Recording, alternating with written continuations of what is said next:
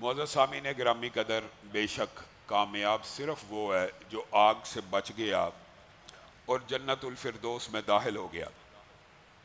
رسول اللہ صلی اللہ علیہ وسلم کی ایک حدیث ہے کہ جب اللہ رب العزت نے جنت کو تیار کیا تو جبریل امین کو بھیجا کہ جاؤ جنت کا نظارہ کر کے آؤ۔ تو جبریل امین جنت کا نظارہ کر کے آئے اور کہنے لگے، اے اللہ، اس میں تو ہر شخص چلا جائے گا اور اس سے کون محروم رہے گا؟ اللہ رب العزت نے فرشتوں کو حکم دیا کہ جنت کے راستے ذرا طے کر کے آؤ۔ جنت کے راستوں پہ جو مشکلات، تکلیفیں، ابتلائیں، مصیبتیں موجود ہیں ان کو ذرا سجا کے آؤ۔ اور پھر جبریل امین کو بھیجا جنت کی طرف۔ تو جبریل امین نے جنت کے راستے پہ آنے والی مشکلات، تکلیفیں، فاقے، صبر، آزمائشیں، غم، دکھوں کو دیکھا تو اللہ کے پاس جانے لگے اور جا کے کہنے لگے، اے اللہ، مجھے لگتا ہے اب دنیا میں کوئی بھی اس میں داخل نہیں ہوگا۔ بعین اسی طرح جب جہنم کو بنایا، جبریل امین کو بھیجا تو کہنے لگے دنیا میں سے کوئی بے وقوف ہی ہوگا جو اس میں جائے گا۔ اب آپ جب اپنی مخلوق کو اس کا بتا دیں گے تو کوئی پاگل ہی ہوگا۔ نبی چلے جائیں گے، رسول چلے جائیں گے، پیغمبر یہ دعوت دے دیں گے کہ جہنم ایسے ایسے ہے، کوئی بھی داخل نہیں ہوگا۔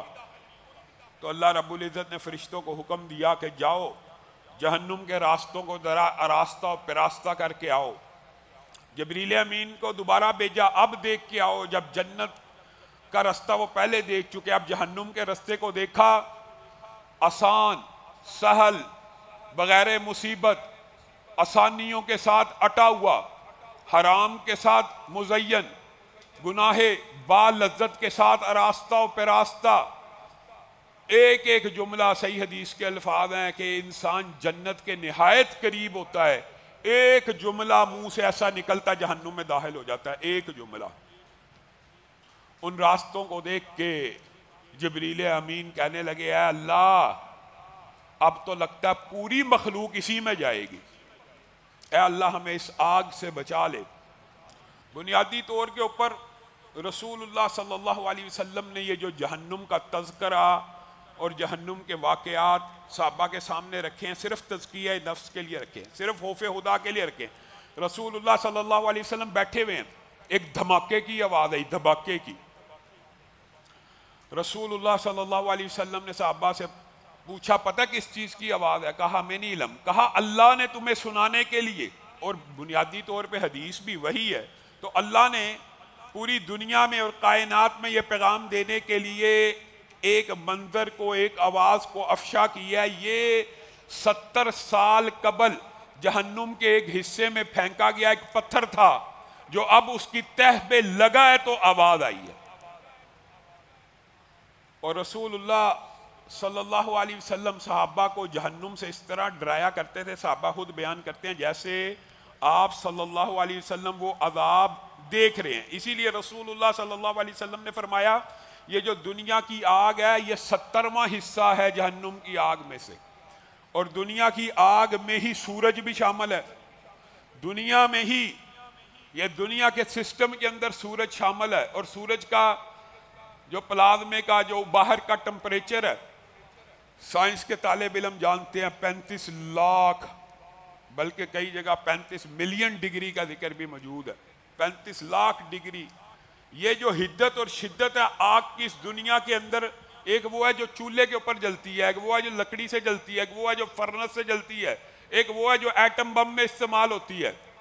ایک چائنا نے بھی اسی طرح یورینیم کے ساتھ ایک نیوکلیس کا تجربہ کیا ہے، اس کی حدت اور شدت سورج سے بھی زیادہ ہے۔ یہ دنیا کی جتنی آگیں ہیں، رسول اللہ صلی اللہ علیہ وسلم نے فرمایا یہ جہنم کی آگ کے سامنے 70واں حصہ ہے، اور جہنم کی آگ اس سے 70 گنا زیادہ ہے۔ پلس 70 اور 70 گنا میں فرق ہوتا ہے، 70 گنا زیادہ ہے۔ اللہ تعالیٰ اس آگ سے مجھے اور آپ کو محفوظ رکھے۔ یہ جو قبر کے اندر فاسق و فاجر کا ذکر کیا، جس وقت قبر سے باہر نکالا جائے گا، اپنے سامنے ایک نہایت بدبودار، کریہ، خوفناک مخلوق کو پائے گا۔ کہے گا تم کون ہو؟ کہا پہچانتے نہیں ہو؟ کہا نہیں، میں ہی تو تمہارے اعمال بد ہوں، جن کو ساری زندگی اپنے اوپر سوار رکھا، زنا ہوں، چوری ہوں، ڈکیتی ہوں، جھوٹ ہوں، بدگوئی ہوں، غیبت ہوں، لعن طعن ہوں، حرام خوری کا گناہ ہوں، میں ہی تو تمہارے گناہ ہوں۔ تمہارے گناہوں کو یہ اللہ نے مجسم شکل دی ہے، ساری زندگی اپنے اوپر سوار رکھا، آج وقت آ گیا ہے کہ میں تمہارے اوپر سواری کرتا ہوا رب کی بارگاہ میں پیش ہو جاؤں۔ پہلے ہی انسان جو فاسق و فاجر ہے، گھسٹتا ہوا پتہ نہیں کس عالم میں قبر سے اٹھے گا، پھر اپنے گناہوں کا یہ بوجھ مجسم حالت میں اپنے اوپر لاد کے لے جائے گا، جیسے جنتی کو اس کے نیک اعمال سوار کر کے اپنے اوپر کہیں گے تو نے مجھے سوار رکھا تھا، آج وقت ہے تو میری سواری کر، نیک اعمال لے کے جائیں گے۔ اسی طرح بد اعمالیوں کو اٹھاتا ہوا اللہ رب العزت کی بارگاہ میں پیش ہوگا۔ اور یہ جو ایک باب ہے، خاص طور پہ اس کو کہتے ہیں قیامت کے دن کے احوال۔ اس بارے میں مولانا عبد الرحمن، مولانا اقبال کیلانی کی ایک کتاب ہے قیامت کا منظر اور قیامت کے دن کے احوال۔ اگر آپ چاہتے ہیں اس بارے میں ڈیٹیل مطالعہ کرنا، ہمارا موضوع چونکہ جہنم سے ریلیٹڈ ہے، اس کی صرف ضمنی ہم تذکرہ کریں گے۔ جو اس کی تفصیلات چاہتا ہے، قرآن بڑا پڑا، قرآن پاک میں دو موضوع بڑے تفصیل سے بیان ہوئے ہیں، بڑے تفصیل سے، ایک قیامت کے دن کا منظر، ایک جہنم کی ہولناکیاں، ایک قیامت کے دن کا منظر اور جنت کے نظارے۔ رسول اللہ صلی اللہ علیہ وسلم بشیر بھی ہیں اور نذیر بھی ہیں، ڈرانے والے بھی ہیں اور خوشخبریاں سنانے والے بھی ہیں۔ قیامت کے جزیات کو بھی جنتیوں اور جہنمیوں کے حوالے سے قرآن پاک میں بہت تفصیل سے بیان کیا گیا ہے۔ حتیٰ کہ رسول اللہ صلی اللہ علیہ وسلم سے جب صحابہ نے پوچھا کہ آپ کے اوپر بڑھاپے کے اثرات نمودار ہو گئے ہیں، تو رسول اللہ نے خود کہا تھا مجھے سورہ ہود نے، سورہ نبا نے، سورہ مرسلات نے، سورہ کویرت نے بوڑھا کر دیا۔ اس میں کیا ہے؟ اس میں قیامت کے بعد احوال ہیں، اس میں جہنم کے بعد تذکرے ہیں۔ وہ اگر آپ ان کو سمرائز کریں، یہ طویل باب ہے۔ اذا زلزلت الارض زلزالها القارعۃ ما القارعۃ هل اتاک حدیث الغاشیہ وجوہ یومئذ خاشعہ عاملۃ ناصبہ۔ یہ اگر آپ 30ویں پارے کوئی ترجمے سے پڑھیں تو آپ کو قیامت کے بہت سے احوال کا، 29واں 30واں پارہ، بہت سے احوال کا آپ کو اندازہ ہو جائے گا۔ اس کو یوم العاصفہ اور یوم الرجفہ اور اس یوم کے حوالے سے بے شمار باتیں، اور اس کے اندر یہ بھی باتیں ہیں کہ چہرے اس دن غبار آلود ہوں گے، ترہقھا قطرہ، اور چہروں کے اوپر غم ہوگا۔ وجوہ یومئذ مسفرہ بھی ہوں گے، ضاحکۃ مستبشرہ بھی ہوں گے، ووجوہ یومئذ علیہا غبرہ، غبار آلود ہوں گے۔ حتیٰ کہ اس دن کے حوالے سے اگر صرف تیزی سے کہا جائے تو ایک آیت انسان کو سمجھنے کے لیے کافی ہے کہ نفس نفسی کا ایسا عالم ہوگا کہ نبی جو پوری دنیا کی ہدایت کے لیے آئے، اس دن وہ بھی نفسی نفسی کہہ رہے ہوں گے۔ نبی پیغمبر جو اپنی امتوں کے لیے آئے، اس دن ان کے منہ پہ بھی یہی الفاظ ہوں گے، نفسی نفسی، اے اللہ آج کے دن ہمیں معاف کر دینا، ہمیں معاف کر دینا۔ یوم یفر المرء من اخیہ وامہ وابیہ وصاحبتہ، ہر بندہ اپا دھاپی میں ہوگا، ہر بندے کو اپنی ہی جان کی فکر ہوگی۔ اور قرآن پاک میں یہ آیت ہے، بندہ چاہے گا میرے بیوی بچے باپ بیٹے پوری دنیا جہنم میں چلی جائے، میں اکیلا جنت میں چلا جاؤں، ہر بندے کی یہ ہے بس۔ یعنی انسان اس طرح خود غرضی کا شکار ہوگا۔ امی عائشہ جب یہ بات پوچھا کرتی تھی نا رسول اللہ صلی اللہ علیہ وسلم سے، اسی لیے بلاغ بھی کرتی ہے، کیا بغیر کپڑوں کے اٹھائے جائیں گے؟ تو رسول اللہ صلی اللہ علیہ وسلم مسکرا اٹھے، اس دن کپڑوں کی ہوش ہوگی؟ ہوش ہی نہیں ہونی، ہوش ہی نہیں رہنی۔ اس دن بندے کو یہ بھی نہیں پتا ہونا کہ میں ننگا اٹھایا گیا ہوں یا کپڑے پہن کے اٹھایا گیا ہوں۔ ہر بندہ اتنا اس دن کی حدت اور شدت سے، اور صحیح حدیث کے الفاظ ہے، صحیح حدیث کے، بعض لوگ یہ سمجھتے ہیں کہ جی عذاب قبر کو بڑھا چڑھا کے پیش کیا جاتا ہے، جی عذاب قبر ہے نہیں حدیث میں۔ میں آپ کو صحیح حدیث اور قرآن کی آیات سے یہ بات ثابت کرتا ہوں کہ جو یوم حشر ہے، جس دن قیامت قائم ہونی ہے، اللہ کی قسم وہ دن قبر کے عذاب سے بھی زیادہ شدید ہے، اور یہ حدیث بھی صحیح ہے۔ وہ دن عذاب قبر سے بھی زیادہ شدید ہے، اور قرآن بھی اس بات کے اوپر دلالت کرتا ہے۔ وجہ سن لیجیے، انبیاء کے پاس تو امتیں آ رہی ہوں گی نا، امتیں آ رہی ہیں کہ کچھ کر دیجئے، کچھ کر دیجئے، نبی آج اپنی جان بچ جائے، آج ہماری جان بچ جائے۔ بالآخر سارے نبی رسول اللہ صلی اللہ علیہ وسلم کے پاس آئیں گے، ایک بھائی ہونے کی نسبت سے، ایک بڑے پیغمبر اور رسول ہونے کی نسبت سے کہیں گے آپ ہی اے اللہ کے رسول، آپ سب سے زیادہ اللہ کے پسندیدہ پیغمبر تھے، آج ہمیں بولنے کی جرت نہیں ہو رہی، اب آپ ہی اللہ سے سفارش کر دیجئے۔ کس چیز کی؟ حساب کتاب شروع ہو جائے، لوگ اس حشر کے دن کی شدت سے اتنا تنگ آ جائیں گے کہ نبیوں کو کہیں گے ہمیں جہنم میں چاہے ڈالنا ہے اللہ ڈال دے، لیکن حساب کتاب شروع کر دیا جائے، کوئی نتیجہ نکل آئے، کوئی پتہ لگے ہم نے کہا جانا ہے۔ یہ دن اتنا ہولناک ہوگا، سوا نیزے کے اوپر سورج ہوگا۔ رسول اللہ صلی اللہ علیہ وسلم نے فرمایا ہر شخص اپنے اعمال کے مطابق اپنے اپنے پسینے میں ڈوبا ہوگا۔ قبر کے عذاب سے اگر تم اس کی حدیثوں کا انکار کر بھی دو گے تو حشر کا بھی انکار کر دو گے۔ یہ صرف باتیں ہیں دل کو تسلیاں دینے کے لیے۔ حشر کا دن تو آنا ہے، اس دن ہر بندہ اپنے اعمال کے مطابق اپنے اپنے پسینے میں ڈوبا ہوگا، کسی کا گھٹنے تک، کسی کا ٹخنے تک، کسی کا گردن تک، کسی کا سر تک، اور کوئی سایہ نہیں ہوگا عرش کے علاوہ۔ اور عرش کا سایہ پانے والے 10-12 جو خوش نصیب ہیں ان کو بھی یاد کیا کیجئے اور علماء سے سمجھا کیجئے۔ ایک ہی حدیث میں 7 کا ذکر ہے، یہ سایہ عرش کا، اور اس کے علاوہ ایک عظیم الشان سایہ اور بھی ہوگا، وہ سایہ صدقے کا ہوگا۔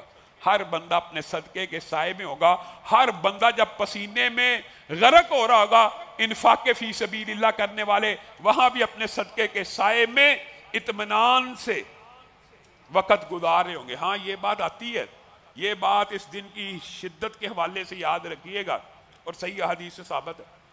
کافروں، فاسقوں، فاجروں اور گناہ گاروں کے اوپر تو یہ دن 50,000 سال کے برابر ہوگا، ایک کے بھی۔ جب انسان مصیبت اور مشکل میں ہوتا ہے، آپ کو پتہ وقت آہستہ گزرتا ہے، یہ ایک نیچرل سی بات ہے، ان احادیث میں تضاد نہیں ہے۔ 50,000 سال کا دن 1,00,000 سال کے برابر اس کو لگے گا، اور بندہ مومن کو یہ 50,000 سال کا دن، صحیح حدیث کے الفاظ ہیں، ایک دن کے برابر لگے گا جو اطمینان میں ہوگا۔ لیکن اس دن میں جانے کے باوجود نیک بندے بھی آپا داپی میں ہوں گے، نیک لوگ بھی آپا داپی میں۔ جب نبی کہہ رہے ہیں نفسی نفسی، اور اس کے بعد ایک اور کیفیت رسول اللہ صلی اللہ علیہ وسلم نے بیان کی ہے کہ اس دن کی شدت اور حدت سے نیک لوگوں کی کیفیت زکام جیسے، اس دنیا میں آپ کو زکام کے بعد جو فیلنگ برین پہ فیل ہوتی ہے نا، جب نزلہ زیادہ بہتا ہے تو انسان کا دماغ جس کیفیت کا شکار ہوتا ہے، نیک لوگوں کو اللہ تعالیٰ اس دن یہ کیفیت دے گا، اور برے لوگوں کی جو کیفیت ہوگی اس کا میں اور آپ ادراک اور شعور بھی نہیں کر سکتے۔ حساب کتاب بھی رسول اللہ صلی اللہ علیہ وسلم کی سفارش پہ یہ دفیل حدیثیں جب شروع ہو جائے گا، ہر بندے کو اس کے اعمال کے مطابق نامہ اعمال تھمانا شروع کر دیا جائے گا، اور وہ لوگ خوش قسمت ہوں گے جن کو دائیں ہاتھ میں نامہ اعمال رائٹ ہینڈ کے اندر پکڑایا جائے گا۔ ہاں مقرؤ کتابیہ، لہراتے پھریں گے اپنے نامہ اعمال کو اپنے رشتہ داروں کے سامنے۔ لیکن وہ شخص جس کو الٹے ہاتھ میں پکڑایا جائے گا وہ ہاتھ پیچھے کر لے گا، اس کو پھر پیچھے سے پکڑایا جائے گا۔ آپ کو یہ قرآن کی آیتوں میں جو 2 باتیں نظر آتی ہیں یہ تضاد نہیں ہے، یہ ہم نے سمجھا نہیں۔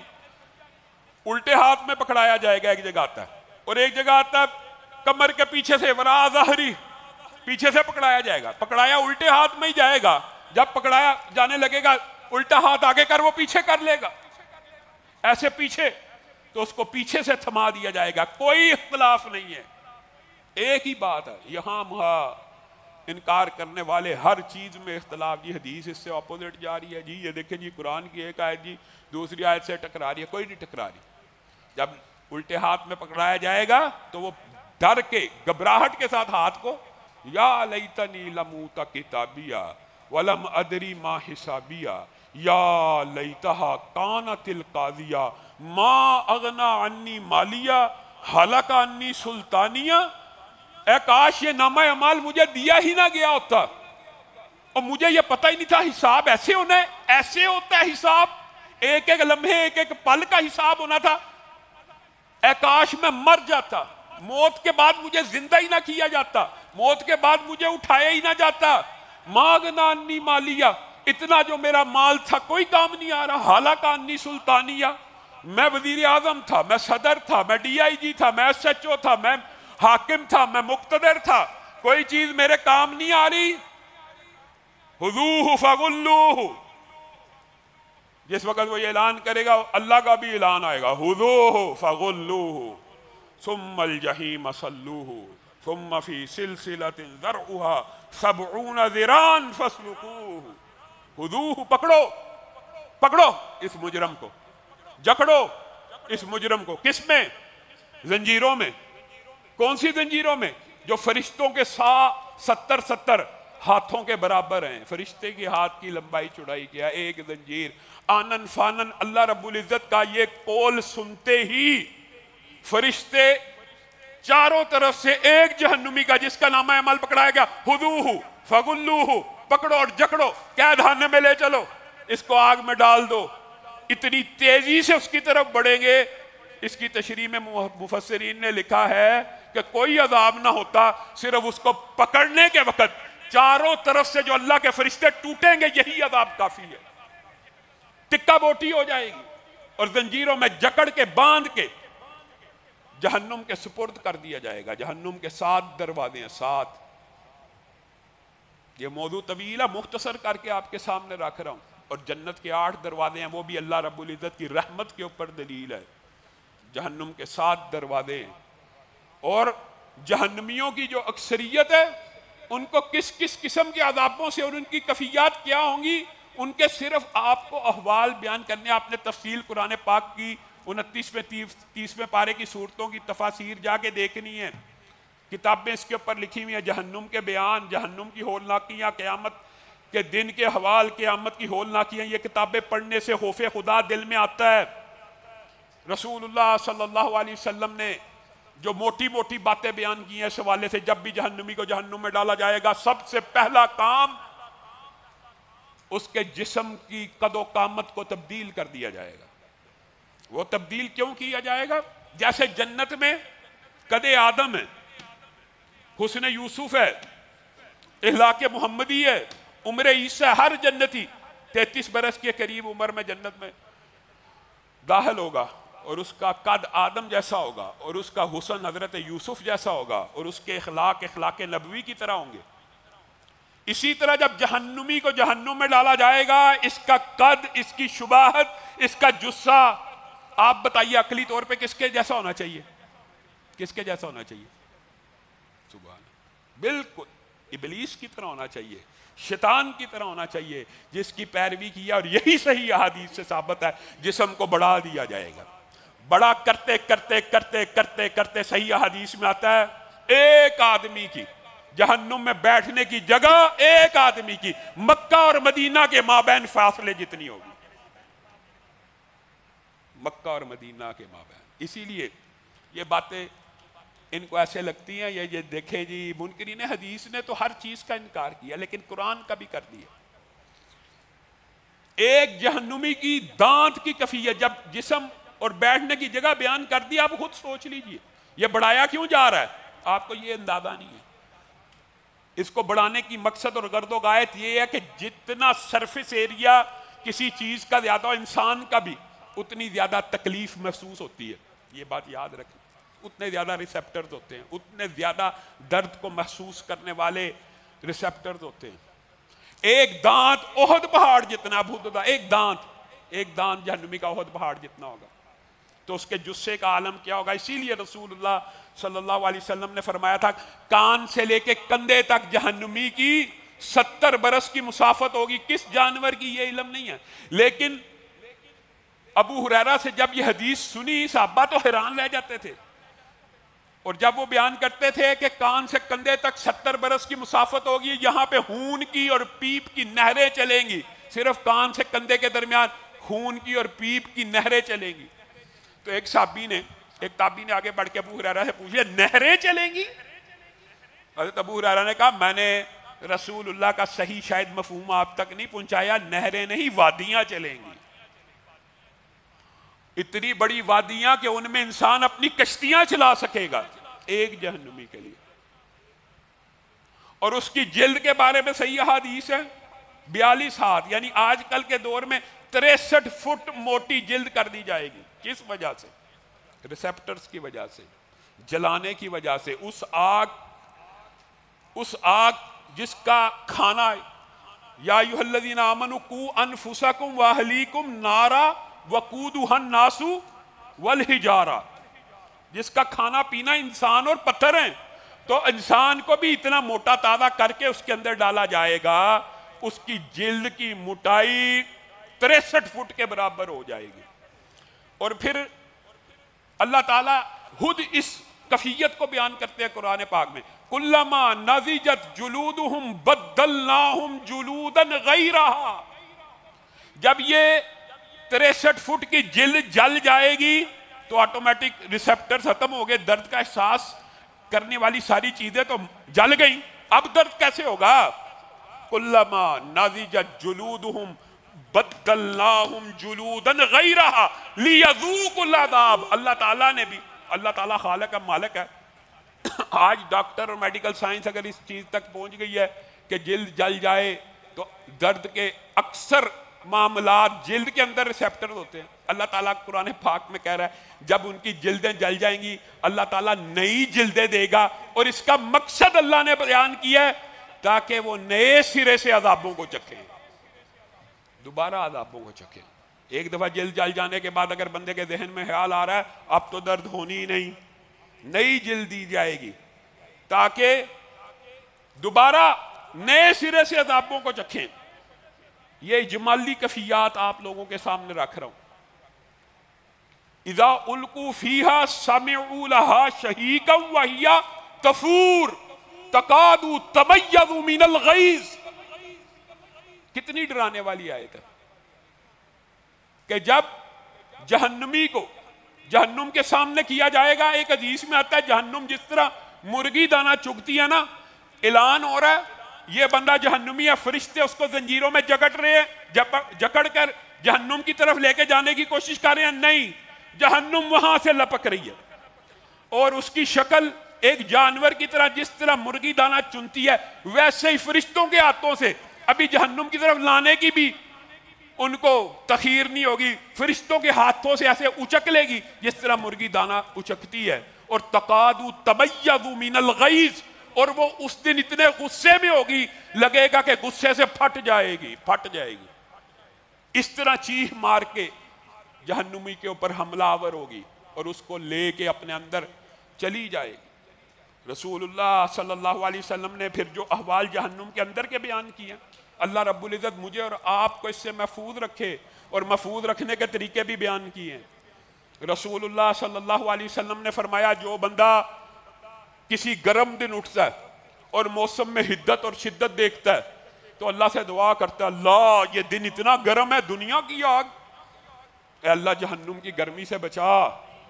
تو اللہ تعالیٰ فرماتے ہیں، رسول اللہ صلی اللہ علیہ وسلم نے فرمایا اللہ تعالیٰ کہیں گے اے جہنم تیرے فلاں حصے سے، یعنی گرم حصے سے فلاں بندے نے پناہ مانگی ہے، میں نے بھی پناہ دی، تو بھی پناہ دے دے. مانگیں گے تو ملے گی نا. ہر روز دعا کیجیے اللہ تعالیٰ جہنم کی آگ سے بچائے. جو 3 دفعہ دعا کرتا ہے جہنم اللہ سے سفارش کرتی ہے یہ بندہ اللہ مجھ سے ڈرتا ہے گھبراتا ہے، اس کو میرے پاس نہ لا. یہ ہر روز مجھ سے بچنے کی دعائیں کر رہا ہے.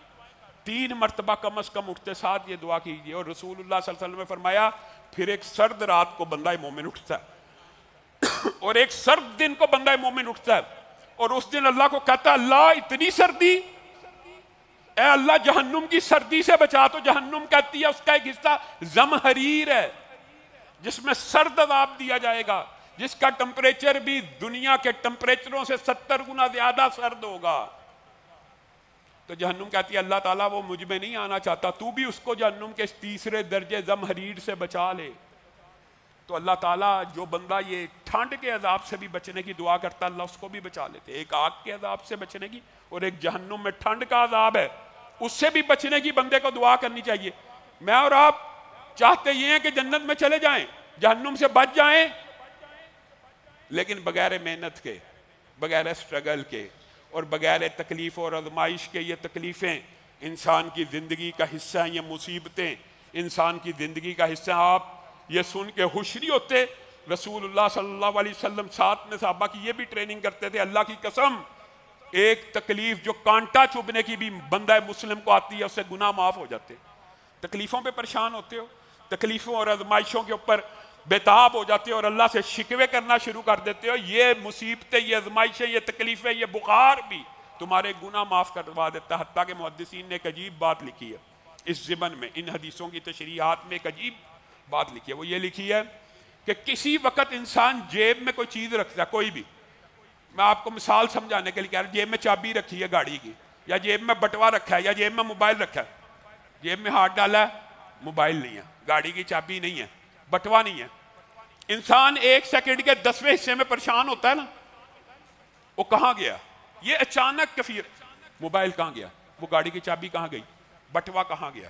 محدثین نے لکھا اللہ کی قسم یہ جو ایک لمحے کے 100ویں حصے میں بندہ مومن کو تکلیف آتی ہے, یہ بھی بندے کے گناہوں کو معاف کرواتی ہے.